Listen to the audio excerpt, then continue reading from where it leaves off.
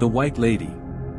The legend of the White Lady has been whispered for centuries. A figure draped in a flowing white gown, her form ethereal, her presence an omen of death and sorrow. Many have claimed to see her standing at the edge of forests, along deserted roads, or near abandoned houses, always waiting, always watching. One of the most chilling accounts came from a man driving home late at night. The road was empty, shrouded in mist and silence. As he rounded a bend, he saw her standing on the roadside, her long white dress billowing. Though there was no wind, her face was obscured by a veil, but he could feel her gaze piercing through it, locking onto him. A cold dread settled in his chest, and despite every instinct screaming at him to keep driving, he slowed down. As his headlights illuminated her, she lifted an arm as if beckoning for help. The man hesitated, then pulled over, rolling down his window to ask if she needed assistance. The moment he did, she let out a piercing wail, a sound so filled with agony and rage that his blood ran cold. Her veil slipped, revealing a skeletal face, hollow eyes dark with sorrow and fury. He slammed his foot on the accelerator, speeding away, his heart pounding. His rearview mirror reflected her still standing there, watching, unblinking, unmovable. He barely made it home, locking every door and window, but the night was restless. Shadows moved unnaturally outside, whispers curled through the air. Though he never saw her again, he knew she was always near, waiting.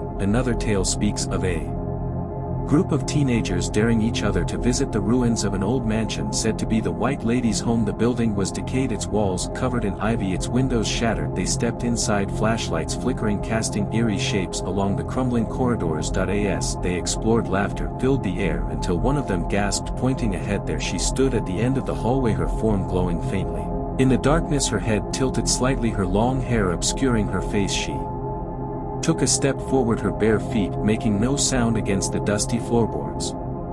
Panic surged through them. They turned, running for the exit, but as they did, doors slammed shut around them, trapping them, and they screamed, banging against the walls as the air grew thick with an unnatural chill. Then the whispers began, unintelligible at first, but then clearer, speaking their names, calling them closer. One of them dared to look back and instantly regretted it. The White Lady was inches from him, her hollow eyes filled with sorrow. Her cold fingers grazed his arm, and an unbearable grief surged through him, memories not his own flashing in his mind. A woman betrayed, abandoned, her cries echoing through the centuries. Then, just as suddenly as it began, the air shifted, the doors flung open, and they stumbled out, gasping for breath. The mansion stood silent behind them, no trace of the apparition remaining, but the one who had looked into her eyes was never the same. His laughter faded, his eyes hollowed, as though part of him had been taken by the White Lady. Stories of her existence span generations, always following the same pattern. A woman wronged in life, unable to find peace. She appears to those who wander too close to the places she haunts, drawing them in, ensnaring them in her grief. Some survive, carrying the weight of her sorrow forever. Others vanish, their names whispered only in hushed tones. So, if you find yourself alone on an empty road or wandering near forgotten ruins, and you feel a sudden chill in the air, listen closely. If you hear the soft rustle of fabric or a distant wail, do not look back, do not acknowledge her presence. Walk away quickly and hope that she does not follow. The legend of the Poinciana Woman. Darkness settles over the small town of Darwin, Australia, as the wind howls through the ancient branches of the Poinciana trees. The scent of the ocean drifts through the air, but something else lingers in the breeze, a whisper, a wail, a curse from the past. Introduction to the legend. The legend of the Poinciana Woman is one of the most terrifying urban legends in Australian folklore. It is said that she was once a beautiful woman, possibly of Indigenous or Asian descent, who fell in love with a European man during the colonial era. Some versions of the story claim she was betrayed, others say she was attacked by a group of men and left to die beneath the Poinciana tree. Consumed by grief and rage, her spirit refused to rest. Now she haunts the area, seeking vengeance on men who wander alone at night. Scene 1. A night by the Poinciana tree. A young man, Jack, walks home late at night.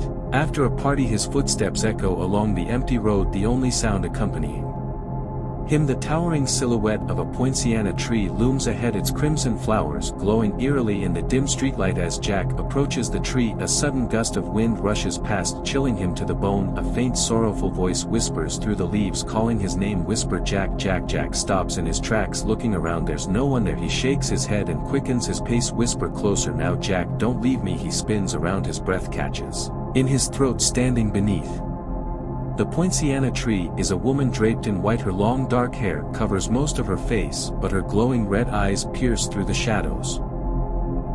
Jack whispers to himself, no, this can't be real. Scene 2. The curse awakens. Jack stumbles backward, his heart pounding. The woman tilts her head, a slow sinister smile stretching across her face. Poinciana Woman, you are just like them. Her voice is filled with venom and sorrow, and suddenly the air becomes suffocating. Jack gasps for breath as an invisible force presses against his chest. His body lifts off the ground, his feet dangling as if unseen hands are strangling him. His vision blurs, memories that are not his flash through his mind. Men laughing cruelly, a woman's scream, the feeling of helplessness, rage, and finally a fall into endless darkness. Scene 3. The town's secret. The next morning Jack's friends search for him but find nothing except the red flowers scattered beneath the poinciana tree. An elderly man in town, Mr. Thompson, sighs when he hears about the disappearance. Mr. Thompson, another one. They never listen. He pulls out an old newspaper clipping. The headline reads, mysterious disappearances near the poinciana tree. Continue. The article details the vanishing of multiple young men over the years, all last seen walking near the tree. A woman in the group, Emily, asks hesitantly, Emily, who is she? Mr. Thompson's eyes darken. Mr. Thompson, she's a woman wronged, a spirit that never found peace, and she's still waiting.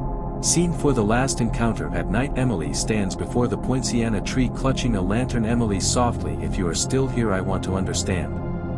The wind stirs violently and suddenly she hears it, a wailing cry that sends chills down her spine. The Poinciana Woman materializes before her, sadness filling her red eyes. Emily, what do you want? The ghost whispers, her voice no longer vengeful but filled with sorrow. Poinciana Woman. Justice. The next morning the town awakes to something strange. The tree stands silent, the air no longer heavy with dread, no more whispers in the wind. The legend says that when someone finally listens the curse weakens, but the Poinciana Woman is never truly gone. Those who wrong others, those who betray, those who harm the innocent, they will hear her whisper in the wind, and when they do it will be too late. The end.